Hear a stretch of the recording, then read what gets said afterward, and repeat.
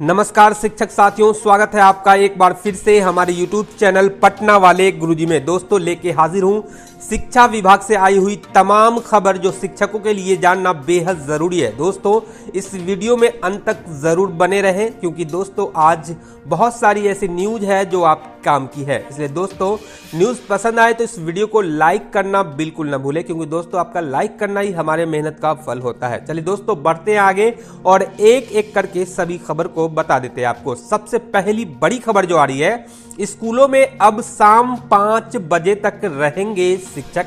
हाँ जी दोस्तों, आपने बिल्कुल सही सुना है। दोस्तों 1 दिसंबर से सरकारी स्कूलों में मॉडल समय सारणी लागू होगी।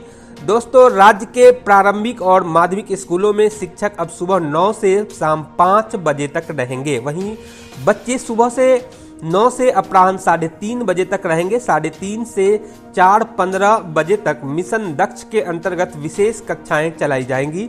शाम 4:15 से 5 बजे तक वर्ग 1 और 2 को छोड़कर शेष कक्षा के बच्चों को होमवर्क यानी कि गृह कार्य के चेक करेंगे। मिशन दक्ष के बच्चों की प्रोफाइल तैयार करेंगे, विशेष कक्षा लेंगे और साप्ताहिक मूल्यांकन के आधार पर छात्र छात्राओं की प्रोफाइल तैयार करेंगे। शिक्षा विभाग ने 1 से लेकर 12वीं तक के सभी सरकारी स्कूलों के लिए मॉडल समय सारणी तैयार की है। यह 1 दिसंबर से लागू होगी। इसकी अधिसूचना मंगलवार को विभाग ने जारी कर दिया है। इसमें कहा गया है कि सोमवार से शनिवार को समान रूप से स्कूल खुलेंगे और बंद होंगे। मालूम हुआ है कि वर्तमान में प्रारंभिक स्कूलों की अवधि बच्चों के लिए सुबह 9 से 3 व शिक्षकों के लिए 9 से 4 बजे तक के लिए है। इसी तरह नई सारणी में शिक्षक 1 घंटे अधिक स्कूल में रहेंगे।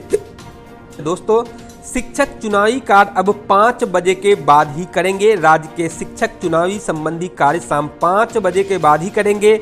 स्कूल अवधि में इनसे चुनावी कार्य नहीं लिए जाएंगे। स्कूलों में बच्चों की पढ़ाई बाधित नहीं हो, इसी मकसद से यह निर्णय शिक्षा विभाग ने लिया है। इसको लेकर शिक्षा विभाग के अपर मुख्य सचिव के पाठक ने सभी डीएम को मंगलवार को पत्र जारी किया है। विभाग ने स्पष्ट किया है कि चुनावी कार्य के लिए अलग से मानदेय मिलता है, इसलिए उन्हें अतिरिक्त काम करना पड़ा तो इन्हें आपत्ति नहीं होगी।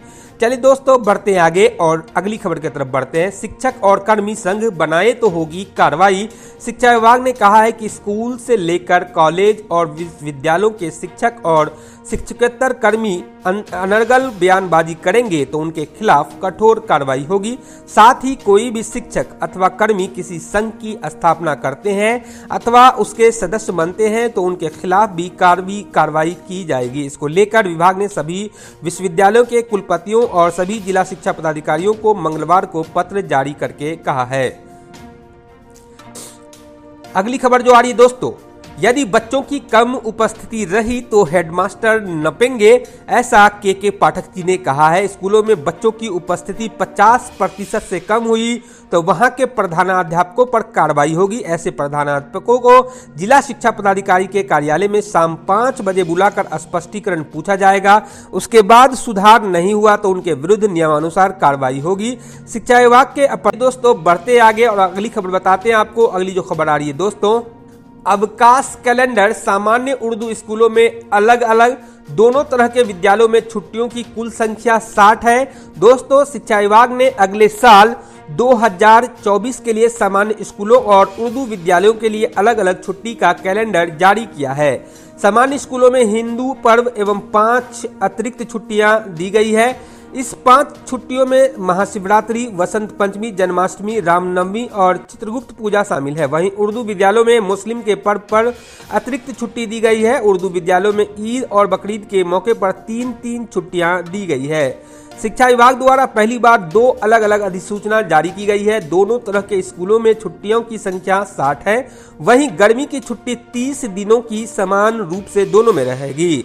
सामान्य स्कूलों में भी रक्षाबंधन, तीज और जितिया पर मिलने वाली छुट्टी को अगले साल के लिए समाप्त कर दिया गया है। विभाग ने यह साफ किया है कि गर्मी की छुट्टी सिर्फ छात्र छात्राओं के लिए रहेगी।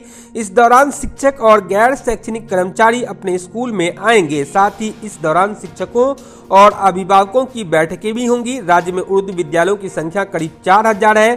शिक्षकों के लिए दिए गए निर्देश दोनों तरह के स्कूल में समान रूप से लागू रहेंगे। विभाग ने पहली बार पहली से 12वीं कक्षा के लिए एक तरह की छुट्टी तालिका तय की है। इससे पहले प्रारंभिक स्कूलों के लिए जिला छुट्टी तय करती थी, वहीं माध्यमिक एवं उच्च माध्यमिक स्कूलों के लिए माध्यमिक निदेशालय छुट्टी का आदेश तय करता था। विभाग ने स्पष्ट किया है कि किसी जिले में विशेष अवसर पर यदि जिला पदाधिकारी किसी प्रकार का अवकाश घोषित करना चाहे तो उन्हें मुख्यालय से अनुमति लेनी होगी। किसी भी स्कूल में प्रधानाध्यापक अपने स्तर से स्कूल में अवकाश की घोषणा नहीं करेंगे, अन्यथा उनके विरुद्ध कार्रवाई की जाएगी। नवनियुक्त अध्यापक तय तिथि तक योगदान नहीं करेंगे तो उनको नौकरी नहीं मिलेगी। गैर नौकरी वाले को 30 व नौकरी वाले को 7 तक का समय।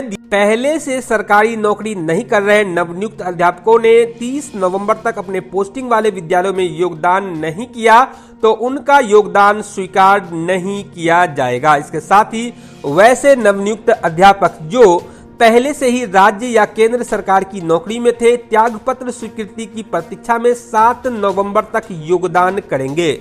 इससे संबंधित निर्देश माध्यमिक शिक्षा निदेशक कन्हैया प्रसाद श्रीवास्तव द्वारा मंगलवार को राज्य के सभी जिलों के जिला अधिकारियों को दिया है। निर्देश में शिक्षा विभाग ने वैसे विद्यालय अध्यापकों को जो पहले से किसी सरकारी नौकरी में नहीं थे, उनको अल्टीमेटम जारी करके कहा है कि वे 30 नवंबर शाम 5 बजे तक अपने विद्यालय में योगदान कर लेंगे, अन्यथा उनका योगदान विद्यालय में स्वीकृत नहीं किया जाएगा। यह माना जाएगा कि विद्यालय अध्यापक बनने के इच्छुक नहीं है। जिला शिक्षा पदाधिकारियों को दिए गए निर्देश के मुताबिक वैसे नवनियुक्त अध्यापक जो पहले से सरकारी नौकरी कर रहे हैं, नियोजित हो अथवा शिक्षक सहित हैं, अगर उनकी तरफ से अपने नियोक्ताओं को दिए गए त्यागपत्र अभी तक मंजूर नहीं हुए हैं तो वो 7 दिसंबर तक विद्यालय में योगदान कर वो पढ़ाना प्रारंभ कर देंगे। नियोक्ताओं के तरफ से कालांतर में जब भी त्यागपत्र स्वीकृत होगा तो उसकी एक प्रति जिला पदाधिकारी को सौंप दे। ऐसे विद्यालय अध्यापक यदि 7 दिसंबर 2023 शाम 5 बजे तक योगदान नहीं करते हैं तो माना जाएगा कि वह विद्यालय अध्यापक बनने के इच्छुक नहीं है। यह बात नियोजित शिक्षकों पर भी लागू होगी। चलिए दोस्तों, तो 18 माह का डीएलएड डिप्लोमा 2 वर्ष के डिप्लोमा के बराबर नहीं है, ऐसा सुप्रीम कोर्ट ने कहा है। दोस्तों बता दूं, सुप्रीम कोर्ट ने मंगलवार को महत्वपूर्ण फैसला देते हुए कहा है कि राष्ट्रीय मुक्त विद्यालय शिक्षा संस्थान यानी कि NIOS से 18 महीने का डीएलएड डिप्लोमा पाठ्यक्रम 2 साल के डिप्लोमा के बराबर नहीं है। शीर्ष अदालत ने कहा है कि सभी तथ्यों से जाहिर होता है कि NIOS से 18 माह डीएलएड डिप्लोमा को राष्ट्रीय शिक्षक शिक्षा परिषद यानी कि NCTE ने शिक्षक भर्ती के लिए योग्यता के रूप में मान्यता नहीं दी है। कोर्ट इस फैसले से NIOS से 18 माह का डीएलएड डिप्लोमा धारक नई शिक्षक भर्ती प्रक्रिया में शामिल नहीं हो सकते।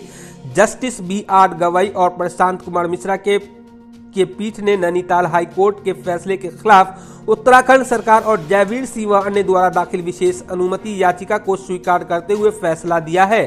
पीठ ने हाईकोर्ट के इस फैसले को रद्द कर दिया है जिसमें कहा गया है कि NIOS से 18 माह का डीएलएड डिप्लोमा पाठ्यक्रम 2 साल के डिप्लोमा के बराबर है। शीर्ष अदालत ने कहा है कि हाईकोर्ट का यह कहना गलत है कि दोनों डिप्लोमा बराबर है। NCTE द्वारा 23 अगस्त 2010 और 29 जुलाई 2011 की अधिसूचनाओं के स्थान पर इस आशिकी यानी कि 18 माह के डिप्लोमा पाठ्यक्रम कोई अधिसूचना जारी नहीं की गई है जिसमें शिक्षकों की नियुक्ति के लिए न्यूनतम योग्यता के रूप में न्यूनतम 2 वर्ष के डिप्लोमा को अनिवार्य योग्यता माना गया था। यह टिप्पणी करते हुए शीर्ष कोर्ट ने फैसला रद्द कर दिया है। चलिए दोस्तों, इस न्यूज को यहीं पे समाप्त करते हैं। न्यूज देखने के लिए बहुत बहुत धन्यवाद। आपका न्यूज पसंद आया हो तो इस वीडियो को लाइक करना बिल्कुल न भूलें दोस्तों, और अपने दोस्तों शिक्षकों के साथ जरूर शेयर करें। धन्यवाद दोस्तों।